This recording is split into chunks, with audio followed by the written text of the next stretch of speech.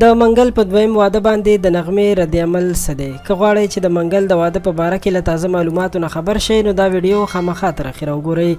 دوستانو په سوشل میډیا باندې دا خبرونه ډیر زیات شیر کیږي چې منګل دویم واده کړی دی او د هغه نوي تصویرونه هم ډیر زیات شیر کیږي او داسې ښکاري هم لکه منګل چې واده کړی وي، ځکه چې په نوي تصویرونو کې د کویدن دسمال سره هم ولاړ دی. نغمه چې د منګل پخوانی ښځه ده او څه موده وړاندې دویم واده هم کړی و چې په خپله یو مرکه کې ویلي دي چې زه منګل ته ډیر زیات احترام لرم او که منګل اوس هم ما سره مینه کوي نو زه تیار یم چې واده ورسره وکړم. خو دا خبرې وروسته له هغې نه وکړي چې منګل په ټلویزیون کې د یو پروګرام د انټرویو په دوران کې په یو شعر ویلو سره په ژړا شو او په ژړا کې سلګو ونیولو چې د هغې نه پس ډیرو خلکو په نغمې باندې الزام لګولو او تورې پې پورې کولو چې په منګل یې ظلم کړی دی او د منګل زړه ته یې نه دي کتلي او هسې یې ترې طلاق اخیستی دی. چې بیا نغمې د خپلې صفایۍ په اړه دغه خبرې کړې وې چې که منګل ما سره مینه لري نو زه بیا هم تیاره یم چې واده ورسره وکړم.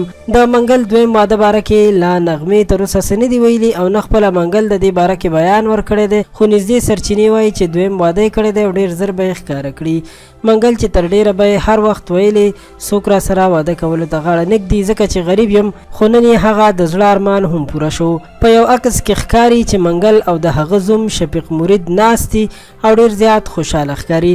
شفیق مرید د منګل او نغمې زوم دی چې هغه هم په امریکا کې ژوند کوي.